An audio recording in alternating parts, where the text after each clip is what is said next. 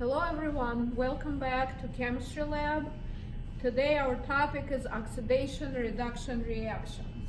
I hope you had a chance to take a look at the description of the experiment in your lab manual. I'd like to tell you that these reactions are extremely important for various reasons. All batteries that we use in all of our devices depend on these reactions to produce power. Also, these reactions are very commonly occurring in living organisms. A lot of processes taking place in our bodies are due to these reactions. So understanding of these reactions is very, very important. So the procedure we're looking at today will have some modifications which I will point out, and that should be reflected in your report sheet when you're filling it out. If you look in the procedure, you will notice there are three parts, A, B, and C. We're only looking at A1, A2, B, and C. We're skipping A3. And there will also be modifications to part C as well. When we get to it, I'll specify what those are going to be. But first, let's go over some terminology, which is very important here. Very often people struggle with figuring out which species are oxidized and which are reduced, or finding what's called a reducing agent or oxidizing agent. So to help you with that, a couple of suggestions. To help you remember what oxidation and what reduction mean, there are a couple of things. My favorite is Leo said GER, lose electrons oxidize, gain electrons reduce. What you also might know from lecture recitation when you talked about these reactions, which could also be used as sort of another abbreviation, oil rig. Oxidation is losing, reduction is gaining. So either one of these should help you if you commit them to memory, help you figure out whether electrons are being lost or gained in the specific reactions and whether oxidation or reduction is taking place. Another thing that's important to remember here is that electrons are negatively charged. So when you have a species going from, say, neutral to negative, it means electrons are being gained, so that would be reduction. Likewise, if something starts at neutral charge and then ends up at positive, it means it lost electrons or got oxidized. So let's take a look at some specific examples here. First part A1, which I will demonstrate in the next video, is a reaction between elemental magnesium and oxygen from air. This happens when you take a piece of magnesium ribbon and put it in the flame of a Bunsen burner. Heating basically speeds up this reaction. And the product here, the main product, of course, is magnesium oxide. And I wrote light here, and you will definitely see what I mean when I say light. It's going to be quite an interesting reaction to look at. We're not going to be doing ash collection and testing with litmus paper, but I will explain in a minute what you should be seeing if we did do that. But first, let's talk about this particular reaction and the equation and figuring out what is oxidized and what's reduced. First couple of ground rules to remind you of. Any substance in elemental form, like magnesium here, starts out when it's not bound to any other atoms, it would have oxidation state of 0. Likewise, for molecular oxygen, two oxygen atoms, two atoms of the same element in the diatomic molecule, starting oxidation state would be 0 as well. However, when oxygen and magnesium combine to produce magnesium oxide, things change. How do they change? Well, you might know that oxygen typically, not always, but most often, makes an ion or atom with a -2 charge. And magnesium, being in group 2 of the periodic table, would have charge of +2. So magnesium here is +2, oxygen is -2. And because they have same magnitude of the charge, no subscript is necessary. So formula for magnesium oxide is simply MgO. So in your report sheet, it asks you to box the oxidizing agent. So let's talk about this. How do we figure out what the oxidizing agent is? Well, we have to start by finding out what's oxidized and what's reduced. So magnesium starts out at 0 because it's an elemental form. It ends up being positive 2 because now it's combined with oxygen. So from neutral to positive 2. This means loss of electrons. Magnesium loses 2 electrons. So we can say that magnesium is oxidized. But because magnesium loses electrons, it also gives them up to oxygen. So in addition to saying that magnesium is oxidized, we can say that magnesium here acts as a reducing agent. What about oxygen? Well, oxygen starts out at 0 because it's 2 atoms of the same element in the molecule, ends up as -2 in magnesium oxide. So oxygen goes from 0 to -2. It means it gains 2 electrons. So we can say that oxygen is being reduced. Remember, reduction is gaining. So oxygen is reduced, but it also takes the electrons away from magnesium. So we can say that besides being reduced, oxygen here acts as an oxidizing agent. So species that are oxidizing agents are reduced themselves, and vice versa. We can say that magnesium here is being oxidized, but it acts as a reducing agent. Reducing agent, oxidizing agent. So if you were to box an oxidizing agent here, you would box oxygen. Next, we're looking at part A2. So here we're going to have 3 test tubes, and again I will show it to you in the next video. Right now it's just a preview. So 3 test tubes. One will contain, all 3 will contain a piece of copper wire, and then to one of the test tubes I will be adding 6 molar HCl. To another test tube I will be adding 6 molar nitric acid, and to the third test tube I'll be adding concentrated nitric acid. What you will hopefully see is a very interesting reaction between copper and nitric acid. I'd like to point out here that copper is considered a relatively inactive metal. You may know this. Hopefully this was discussed in lecture. All metals are not created equal, and they are actually ranked in order of their activity. Activity of metals is measured by their ability to react with various chemicals, specifically water and acids. And active metals such as sodium and potassium react extremely violently with water. Some metals, like for example magnesium, do react with water but very slowly, react actively with acids. And then there's metals like copper, silver, gold and platinum. Those are inactive metals. They don't react with water, and they pretty much react with very few acids under special conditions. So, and they don't react with all acids. Copper, for example, does react only with very strong oxidizing agents like nitric acid here, and the product of the reaction here will be copper nitrate. It's a salt that contains copper ion. You might recall from earlier in the semester you worked with copper ion solutions, copper +2 more specifically, and you may remember those are typically aqueous solutions of copper +2 are either green or greenish blue in color, which is what we're going to see here. The second product of the reaction is called nitrogen dioxide, NO2. It's a gas, as you can see here, and water. So first let's talk about oxidation states. So my question to you is, what do you think is the oxidation state of copper on the left-hand side of the equation, on the reactant side, right up there?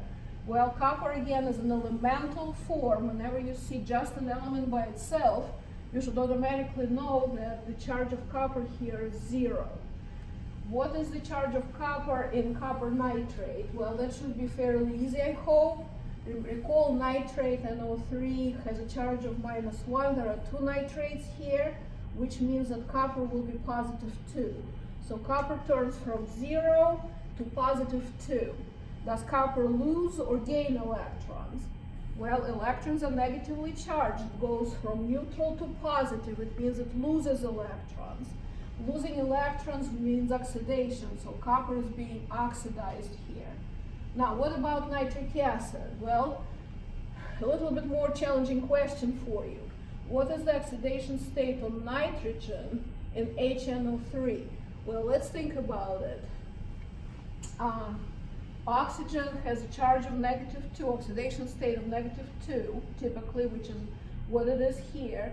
There are a total of 3 oxygens, so total negative charge would be -6.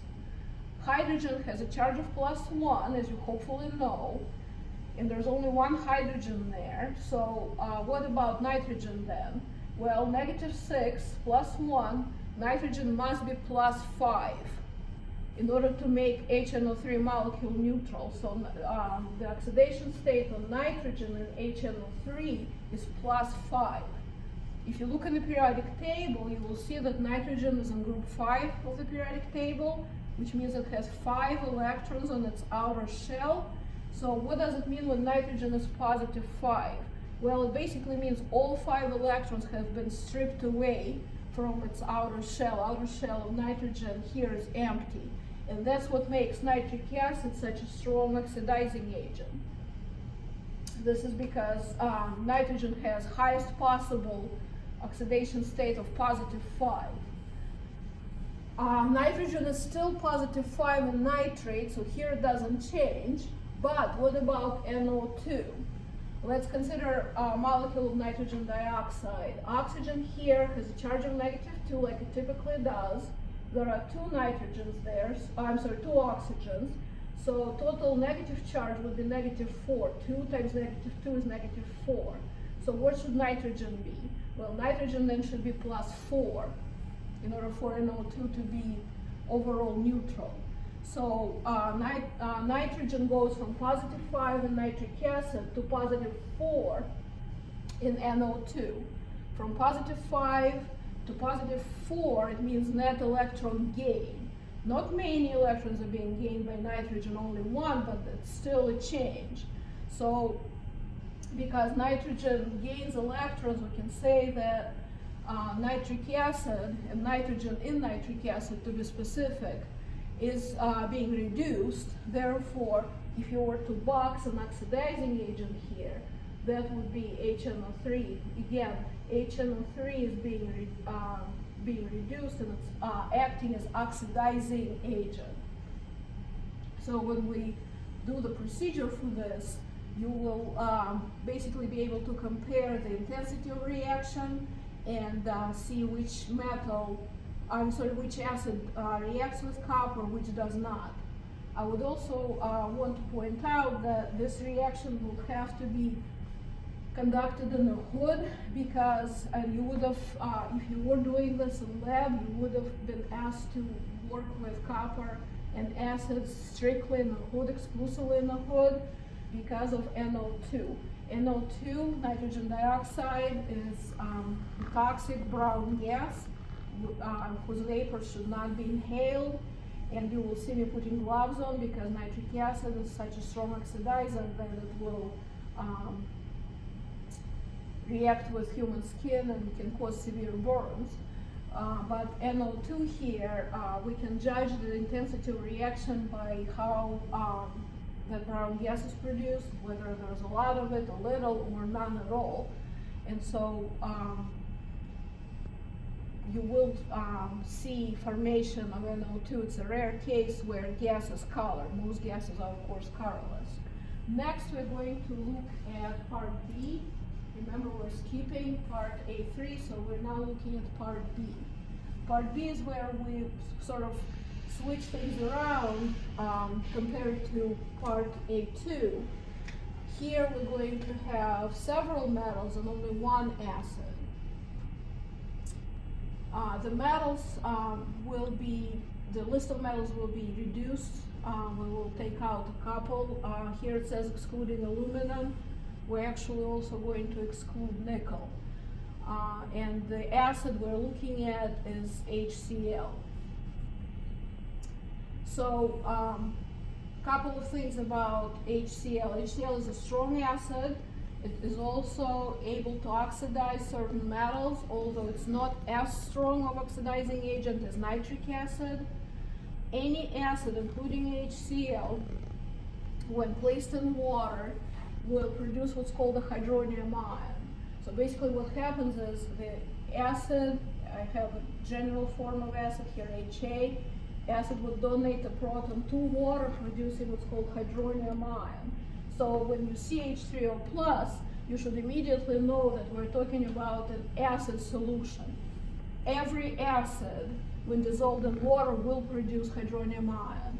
Strong acid will produce a lot of hydronium ion, weak acid will produce few hydronium ions.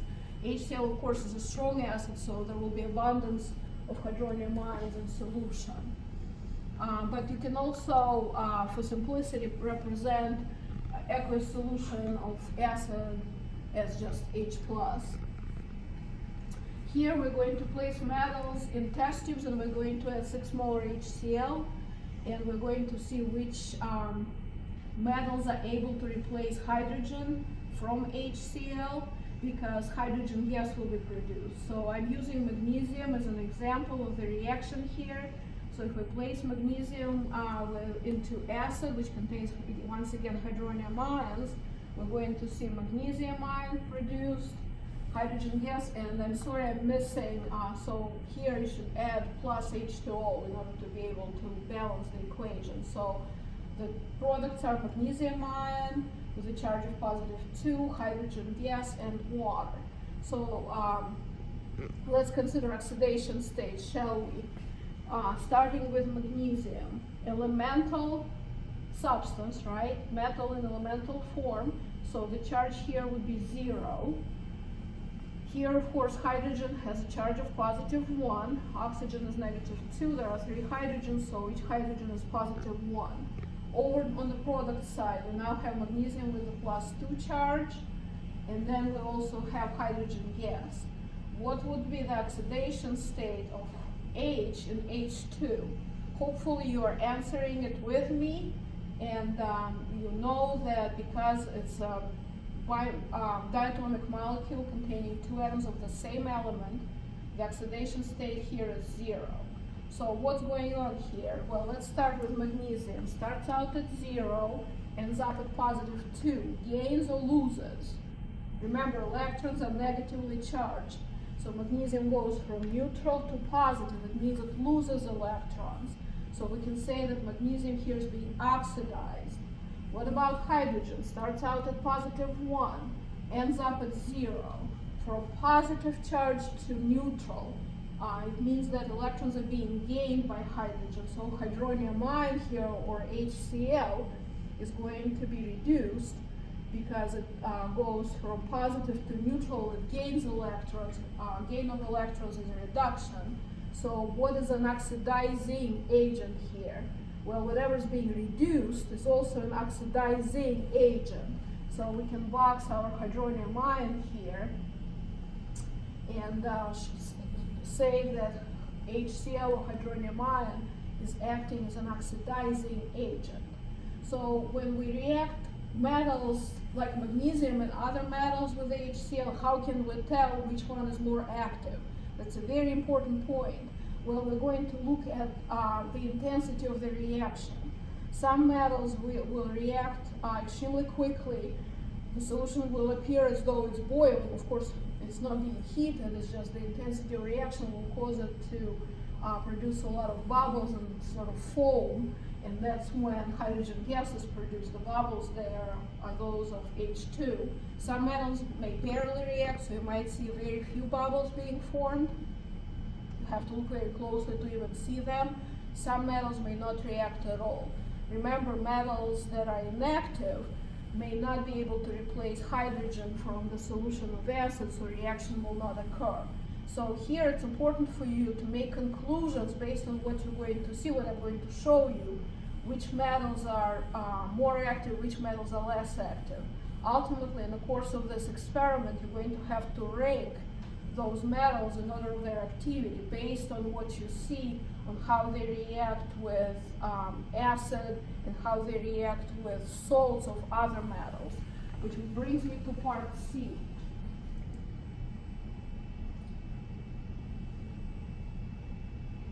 Hopefully you can see it here. We're looking at reactions where metals react with salts of other metals. And these are just like in part B. Part B and C are similar because we're looking at what's called single replacement. So if reaction occurs, a metal replaces either hydrogen from acid, that's what we saw in part B, or here in part C, it's a metal replacing a metal of the other metal from the salt. And there's one important rule that guides these reactions and allows you to interpret your results and predict which reaction will happen and which one will not happen. This has to do with this rule up here in blue. More active metals will replace less active metals from their salts. So if reaction does happen, it means that the more active metal was able to replace less active metal from its salt. And here I'll do a quick demonstration to explain to you what I mean. So here what I have, hopefully this can be recognized by you, maybe guess what it is. This is metallic copper. So it's copper foil. What particles do we have inside here? It's copper metal, so what's the charge of the particles in here? The charge of the particles in here is 0 because this copper foil contains atoms, neutral copper atoms. I'm going to place this foil in a beaker. In this bottle here I have a solution of a salt called silver nitrate. So this is AgNO3. Contains silver ion with a charge of +1 and nitrate ion with a charge of -1. You can see it here, but it's a clear solution, clear colorless solution, no color to it. And I'm going to add a little bit of this solution to my beaker. This reaction is going to be quite quick. I'm going to show you what happens, and then in the second part, in the second video of the procedure, I'm going to let it sit a little, and then we will revisit this and take a look at what happens. But you will be able to hopefully see the changes quite quickly here.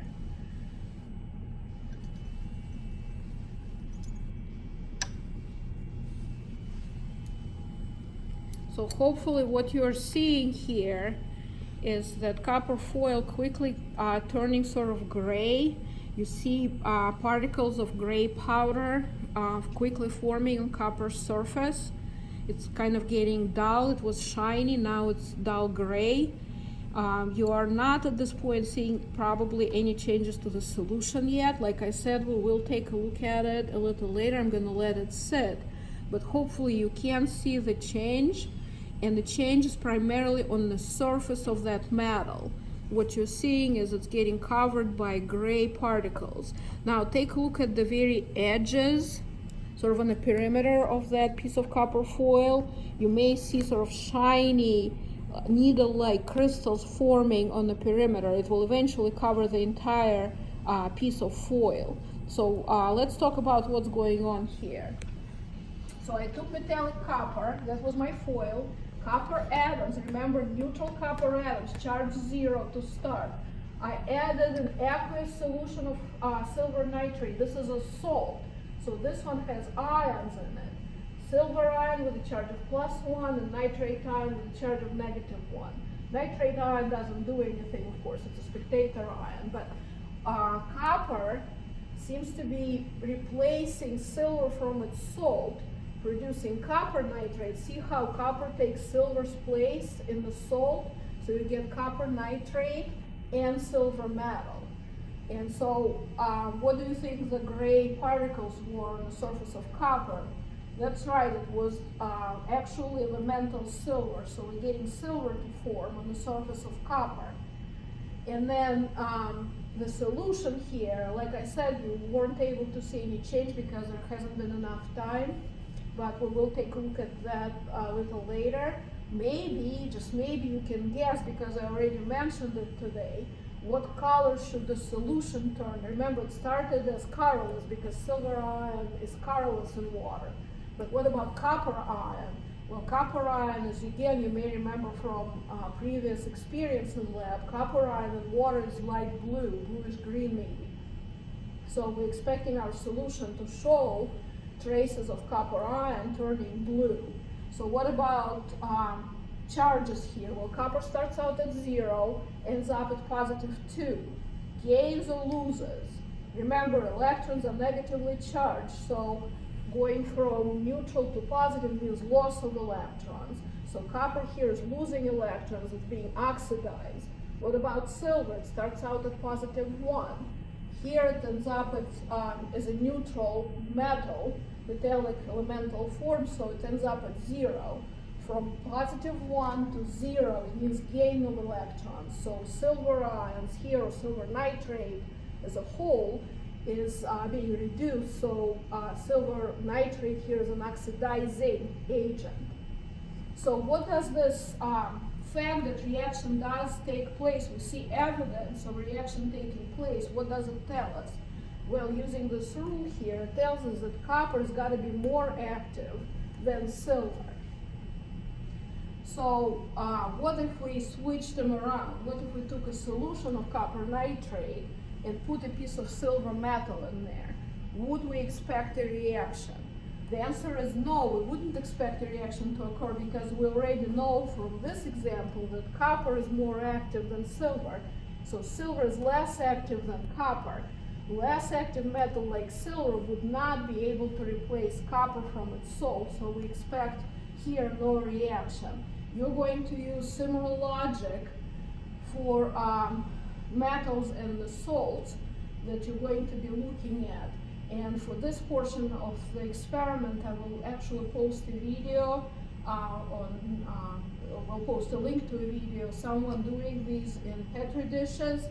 They take various metals and combine them with salt, so you'll be able to see for yourself which metals do react with which salts and which metals do not.